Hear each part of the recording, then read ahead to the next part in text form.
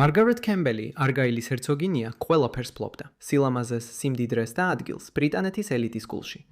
მაგრამ ის მალავდა ბნელ საიდუმლოს, რომელსაც ყველაფერი შეეძლო დაენგრია. ცოლ ზეჭვი შეპარულმა ქმარმა გატეხა ჩაკეტილი უჯრა და ისეთი აღმოჩენა გააკეთა, რომელმაც შიგნიდან შეძრა. რაც მან იპოვა, ბრიტანეთის ერთ-ერთ ყველაზე გახმაურებულ სკანდალს გააჩენდა. სკანდალს, რომელიც მარგარეტს საფლავამდე გაჰყვა.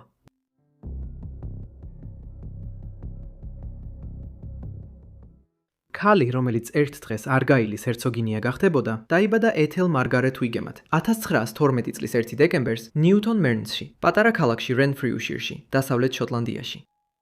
მისი მამა იყო ჯორჯ ჰეი უიგემი, წარმატებული ბიზნესმენი, რომელიც მრავალი წლის განმავლობაში იყო სელენის კორპორაციის თავჯის თავმჯდომარე, ბრიტანულ ჩრდილოამერიკული კომპანიის, რომელიც იმ დროს სპეციალიზდებოდა სინთეზური მასალების წარმოებაში ისეთი ნივთიერებებისგან, როგორიცაა ცელულოზა. შესაბამისად, ოჯახი კარგად დაკავშირებული და შეძლებული იყო, თუმცა თანამედროვე სტანდარტებით გამორჩეულად მდიდრები არ ყოფილან. მარგარეტის დედა იყო ჰელენ მენჰანეი. მოზარდობისას მარგარეტი სწავლობდა კერძო და პანსიონატ სკოლებში, როგორც ნიუ-იორკში, ისე შოტლანდიაში. ფემილის ბიზნეს ინტერესებიდან გამომდინარე, რომლებიც როგორც შეერთებულ შტატებში, ისე ბრიტანეთში ჰქონდათ. მათ შორის იყო დაახლოებით 14 წელი ელიტარულ ჰიუიტის სკოლაში, მანჰეტენის Upper East Side-ზე. მისი ოჯახი საკმაოდ ბევრს მოგზაურობდა და მათ უყვარდათ დასვენება საფრანგეთში და ისეთ ადგილებში, როგორიცაა უაიტის კუნძული. ეს იყო კოსმოპოლიტური აღზრდა, თუმცა არა სრულიად ბედნიერი.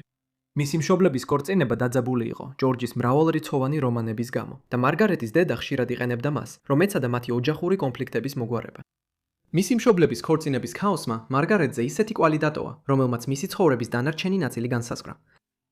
წლების შემდეგ ბიოგრაფები პირდაპირ კავშირს ავლებდნენ მის გატეხილ ბავშვობასა და იმ სკანდალებს შორის, რომლებმაც მარგარეტი ცუდად ცნობილი გახადა.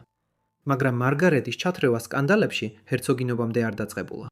ეს დაიწყო მაშინ, როცა მარგარეტი მოზარდი იყო, აკრძალული რომანითა და ფრთხილად დამალული საიდუმლოთი.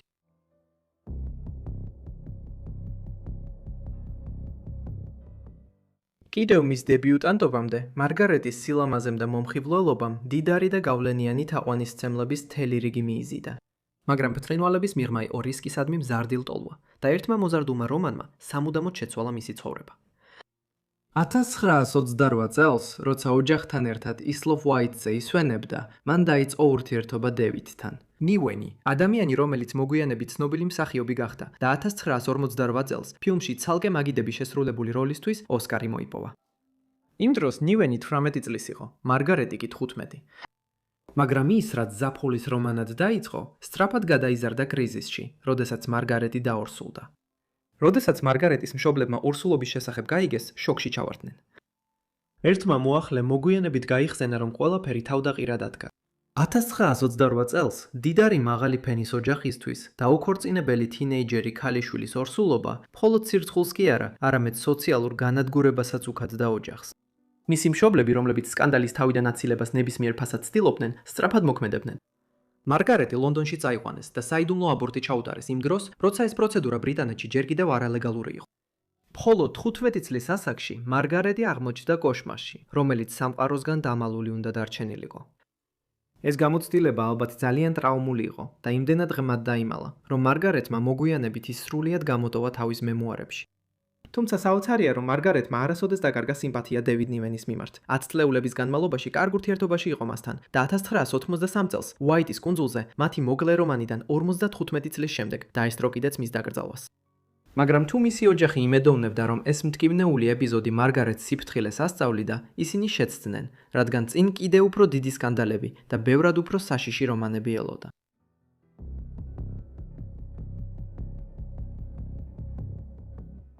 1930 წელს, როდესაც მარგარეტი 18 წლის იყო, მან ლონდონის სამეფო კარზე დებიუტი მოახდინა და წლის დებიუტანტად დასახელდა. ამის შემდეგ მან 1930-იანი წლების ერთ-ერთ ყველაზე განხილვად საზოგადო მოღვაწედ იქცა, ტაბლოიდური გაზეთების მოხერხებული манипуლაციით და თავისი გარეგნობის გამოყენებით.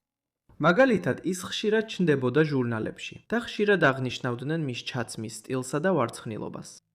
როგორც მისი პოპულარობა იზრდებოდა, ასევე იზრდებოდა მდიდარი და გავლენიანი მამაკაცების რაოდენობაც, რომლებიც მის ყურადღებას იბრძოდნენ. მათ შორის იყო ჩარლზ გრევილი, ვორვიკის მეშვიდე გრაფი, რომელიც იმდენად მოიხიბლა, რომ ქორწინება შესთავაზა. მარგარეტმა დათანხმდა და გარკვეული დროის განმავლობაში ჩანდა, რომ მას ვორვიკის გრაფინობა ელოდა. თუმცა როცა მომენტი დადგა, მან მოულოდნელად გააუქმა ქორწილი, რის გამოც საზოგადოებაში ჭორების სვეტები აჭრალდა. ეს იყო ადრეული ნიშანი იმისა, რომ მარგარეტს ტრადიციებისთვის მიყოლა დიდად არ სურდა. ამავე დროს მას რომანტიკულად უკავშირებდნენ პრინც ჯორჯს, კენტის ჰერცოგს, ბრიტანეთის მეფე ჯორჯ მეხუთის უმცროს ვაჟს და ქვეყნის ერთ-ერთ ყველაზე სასურველ სასიძოს. მაგრამ მარგარეტი არ იყო ქალი, რომელიც დიდხანს მარტო დარჩებოდა. ვორვიკთან მისი ნიშნობის დაშლამ თითქმის არ შეაფერხა მისი აღმასლა მაღალი საზოგადოების წრეებში. თუ რამე, ეს კიდევ უფრო ზრდიდა მის მომხიბლელობას. მხოლოდ 1 წლის შემდეგ, რაც მან ვორვიკთან ურთიერთობა დაასრულა, მარგარეტმა პირველად იქორწინა. იგი ჩარლზ სვინიზე, მოყვარულ გოლფისტსა და ბირჟის მაკლერზე დაქორწინდა, რომელიც ძალიან მდიდარი ირლანდიელ-ამერიკულ ოჯახს ეკუთვნოდა. ოჯახს, რომელმაც დიდი ქონება დააგროვა მე-19 საუკუნის ბოლოს, ამერიკის ვერცხლის ხანაში სამთო მრეწველობით. მან ქორწინების გასამარტივებლად კათოლიკ ერწმენაზე გადაინაცვლა და ცერემონია 1923 წლის ერთ-ერთ ყველაზე განხილულ საზოგადოებრივ მოვლენად იქცა.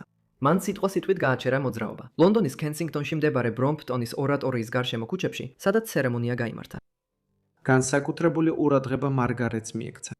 მისი საქორწილო კაბა, რომელიც დიზაინერმა ნორმან ჰარტნელმა შექმნა, მოდის დიზაინერმა, რომელმაც ბრიტანეთის სამეფო ოჯახის ქალებისთვის კაბები შექმნა, ფართოდ აღიარებული იყო და დღესაც ლონდონის ვიქტორია და ალბერტის მუზეუმშია გამოფენილი. ეს იყო დასაწყისი მთელი ცხოვრების კავშირის გლამურთან და მაღალი მოდასთან. გარედან ქორწინება თითქოს ყველაფერს მოიცავდა: სიმდიდრეს, სტატუსს და დახვეწილობას. თუმცა დახურულ კარს მიღმა ურთიერთობა თანდათან ინგრეოდა. ქორწინება 14 წელზე მეტხანს გაგრძელდა, მაგრამ თავად მარგარეტის თქმით, ის ძალიან უბედური იყო. ჩარლის ცოლში მხოლოდ ლამაზი და უგონო ქალი სჭირდებოდა, მოგვიანებით წუწუნებდა მარგარეტი. ორივე მათგანი ერთგული არ იყო და უამრავ რომანში იყო ჩართული. შემდეგ 1953 წელს მარგარეტის სიკვდილს საშინლად მიუახლოვდა. ერთ-ერთ ინციდენტში, რომელმაც დროებით გაზეთების ყურადღება მიიპყრო, მარგარეტი ლიფტის შახტაში 40 ფუტზე, ანუ 12 მეტრზე ჩავარდა. დაცემის ძალა იმდენად ძლიერი იყო, რომ მარგარეტმა სიკვდილს ძლივს გადაურჩა.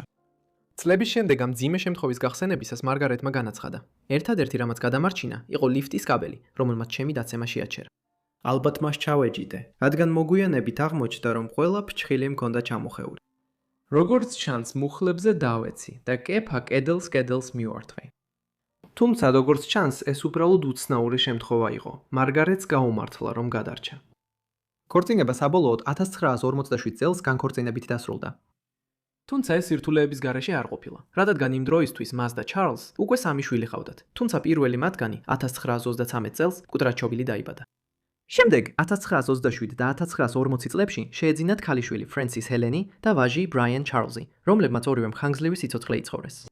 მარგარეტის ორსულობის ისტორია სხვა მხრივაც ძალიან რთული იყო. ფრენსისის დაბადებამდე მან არაერთი მუცლის მოშლა და მკვდრაჩობილი შვილი გადაიტანა, რაც შესაძლოა გამოწვეული იყო იმ აბორტის ჩატარების მეთოდით, რომელიც მან თინეიჯერობისას გაიკეთა.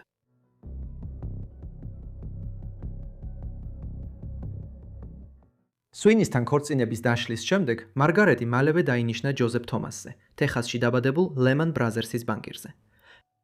თუმცა ეს ურთიერთობა ხანმოკლე აღმოჩნდა.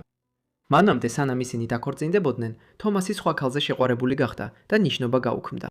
შემდეგ მარგარეტმა მოკლე ურთიერთობა დაიწყო თეოდორ რუსოსთან, რომელიც იმ დროს ნიუ-იორკის მეტროპოლიტენის ხელოვნების მუზეუმის კურატორი იყო. მალე ამის შემდეგ მან მატარებლით მოგზაურობისას გაიცნო იან დუგლას კემბელი, არგაილის მე-12 ჰერცოგი, რომელიც შოტლანდიის ერთ-ერთი ყველაზე მაღალი რანგის არისტოკრატი იყო. მალე მათ ურთიერთობა დაიწყეს და ისევე სწრაფად იქცა ეს ურთიერთობა მის მეორე ქორწინებად, როდესაც 1951 წლის 22 მარტს დაქორწინდნენ. ზედაპირზე მარგარეტის ქორწინება არგაილთან და მისი აღზევება არგაილის ჰერცოგინად თითქოს სოციალური კიბის კიდევ ერთი საფეხური იყო. 1930-იანი წლების მომხიბვლელი საზოგადო მოღვაწე, რომელმაც როგორც იქნა ბედნიერება იპოვა პირველი წარუმატებელი ქორწინების შემდეგ. მაგრამ როგორც მალე ვნახავთ, მისი მეორე ქორწინება კიდევ უფრო ქარიშხლიანი აღმოჩნდა. მიუხედავად იმისა, რომ კემბელი ძალიან პრესტიჟული არისტოკრატიული ოჯახის შთამომავალი იყო და მათ ეკუთვნოდათ ვრცელი მიწები ინვერარის სასახლის გარშემო, შოტლანდიის დასავლეთ ნაწილში, სინამდვილეში ჰერცოგობა მძიმე ფინანსურ მდგომარეობაში იმყოფებოდა. ბრიტანეთის მთავრობამ მეორე მსოფლიო ომის შემდეგ არისტოკრატიას მძიმე გადასახადები დააკისრა, როგორც ბრიტანეთის აღდგენის მცდელობის ნაწილი. ამას რომ დავუმატოთ არგაილის ალკოჰოლიზმი, აზარტული თამაშები და დამოკიდებულება რეცეპტულ წამლებზე, სერიოზული ფინანსური სირთულეები შეიქმნა. და მიუხედავად იმისა, რომ მარგარეტი თეორიულად სოციალურ კიბეზე მაღლა ქორწინდებოდა, სწორედ ბიგამის ოჯახის ფულმა გადაარჩინა არგაილი წინაპრების სასახლის გაყიდვას. სამწუხაროდ მარგარეტისთვის ქორწინებაში ბედნიერება არ იყო განწირული და წლების გასვლასთან ერთად მათი ქორწინება მალე გადაიქცა სიმწარედ და მტრულ ურთიერთობად. არგაილი ასევე ფიზიკურად და ფსიქოლოგიურად ძალადობდა, რაც მოგვიანებით დაადასტურეს მისმა პირველმა ორმა ყოფილმა ცოლმა. შემდეგ მათი სასტიკი ქორწინებრივი ომის დროს მან გააკეთა აღმოჩენა, რომელმაც ააფეთქა ერთ-ერთი ყველაზე სენსაციური სკანდალი თანამედროვე ბრიტანეთის ისტორიაში და სამუდამოდ გაანადგურა მარგარეტის რეპუტაცია.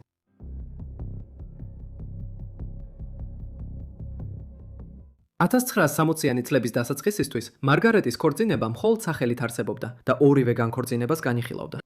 დარწმუნებული იყო, რომ ჰერცოგინია ერთგული არ იყო. არგაილმა საქმე საკუთარ ხელში აიღო. სანამ მარგარეტი ნიუ-იორკში იყო, მან დაქირავა საკეტების ხელოსანი, რათა გაეღო ჩაკეტილი კარა და მათ მეიფერის სახლში. შიგნით შესვლის შემდეგ მან აღმოაჩინა ფოტოების კოლექცია, რომელმაც შოკში ჩააგდო და დაუმტკიცა ყველაფერი, რასაც ცოლის შესახებ ეშინოდა. შემდეგ მან დაიწყო განქორწინების პროცედურა მისი ღალატის საფუძველზე, იმ იმედით, რომ პროცესის შედეგად ფინანსურ ანაზღაურებასაც მიიღებდა. როდესაც საქმე სასამართლოში 1963 წელს შევიდა, მან დიდი მედიის ყურადღება მიიპყრო.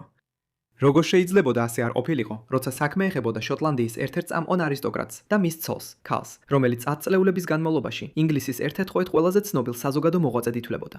თუმცა მიუხედავად იმისა, რომ საქმე უკვე სენსაციური იყო, ნამდვილი აფეთქება მაშინ მოხდა, როცა არგაილმა წარმოადგინა ფოტოები, რომლებიც მას ჰქონდა მოპოვებული.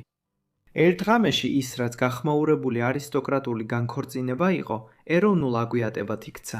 სურათებს შორის იყო პოლაროიდის ფოტოები, რომლებშიც ჰერცოგინია შიშველი პოზირებდა, მხოლოდ თავისი ცნობილი სამმაგი მარგალიტის ყელსაბამით, უცნობ მამაკაცთან ერთად. სხვა ფოტოზე ის აღბეჭდილია სექსუალურ აქტში საყავარელთან, რომლის ვინაობაც ვერ დგინდებოდა. იმ დროს, როდესაც განქორწინება თავისთავად საკამათო საკითხი იყო, ეს განსაკუთრებით სკანდალური იყო.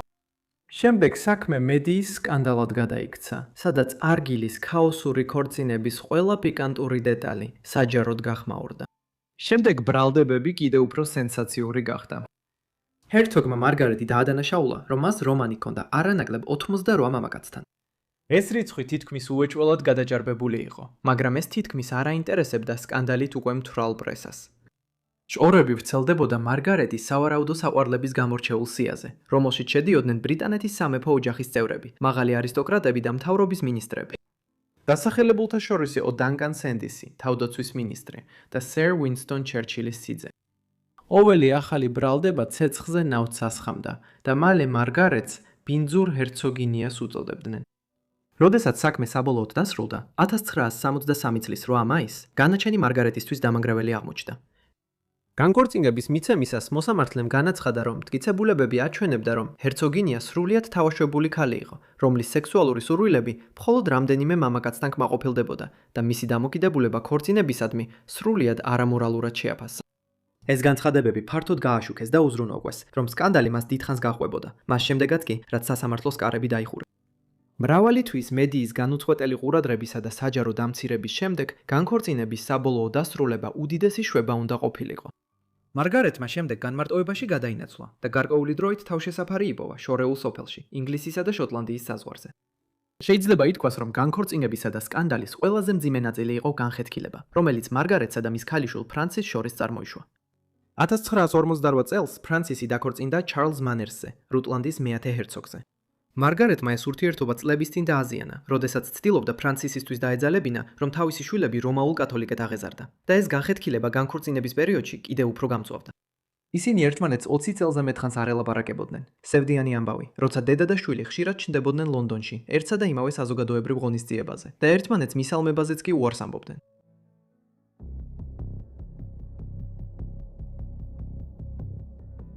როგორც უკვე აღვნიშნე, მარგარეტის ცხოვრება გაანადგურა პრესის ყურადღებამ და სკანდალმა, რომელიც მის განქორწინებას ახლდა. მან რამდენიმე სარჩელი შეიტანა გაზეთებისა და სხვა მედია საშუალებების წინააღმდეგ ცილისწამებისთვის, იმის გამო, თუ როგორ გააშუქეს მათ ეს საქმე და როგორ წარმოაჩინეს იგი. ეს სარჩელები წარუმატებელი აღმოჩნდა და საბოლოოდ მხოლოდ ფინანსურად დააზარალა იგი.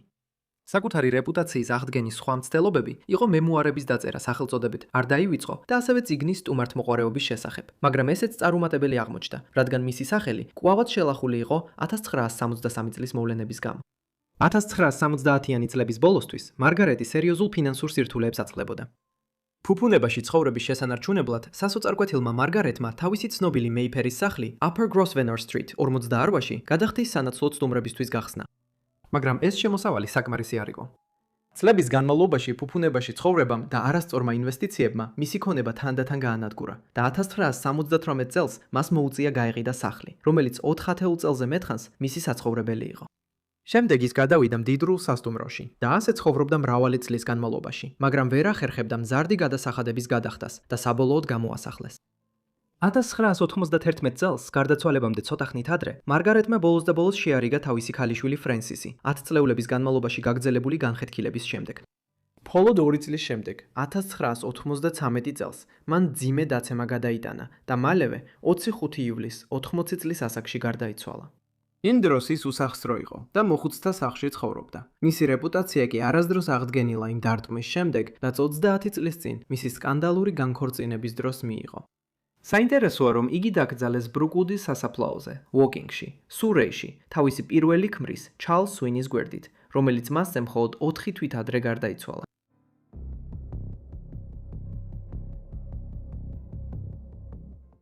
ჰერცოგინიას ამბავი თავის დროზე უამრავი გაზეთ-ქიჟიისა და სხვა მედიის გაშუქების მიზეზი გახდა და ეს სკანდალიც განაგრძობდა მის ცხოვრებაზე საუბარსა და განხილვებს 1963 წლის შემდეგაც.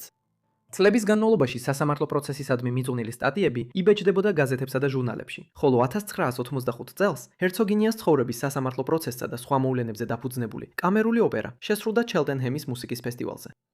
თუმცა მისი ამბის ყველაზე ფართოდ ცნობილი ვერსია 2021 წლის ისტორიული დრამის სერიალია, სახელწოდებით ძალიან ბრიტანული სკანდალი, რომელმაც კრიტიკოსებისგან კარგი შეფასებები მიიღო და ჰერცოგინიას როლს კლერ პოი ასრულებდა. ამგვარად, მარგარეტის ისტორია კვლავაც აინტერესებს საზოგადოებას, მისი სკანდალური განქორწინებიდან 6 ათეულ წელზე მეტი დროის შემდეგაც კი. დიდი მადლობა ყველას, რომ უყურეთ ამ ვიდეოს მარგარეტ კემბელზე, არგაილის ჰერცოგინიაზე. იმედი მაქვს, თქვენთვის საინტერესო იყო. მომწერეთ კომენტარებში, რას ფიქრობთ ამ ვიდეოზე და თუ უფრო სკანდალური ადამიანები ან ბრიტანელები გაინტერესეთ, ისიც მომწერეთ ქვემოთ კომენტარებში. ასევე მომწერეთ თუ გაქვთ სხვა შემოთავაზებები და იმედი მაქვს, რომ ყველა გამოწერილი ხართ და ჩართული გაქვთ შეტყობინებები, რომ ჩემი ყველა ვიდეო მაშინვე მიიღოთ, როგორც კი ავტვირთავ. როგორც არ უნდა იყოს, ეს იყო ყველაფერი ჩემგან, ასე რომ ყველა თქვენგანს შევხვდები შემდეგ დავიწყებული ცხოვრებების ეპიზოდში. მადლობთ.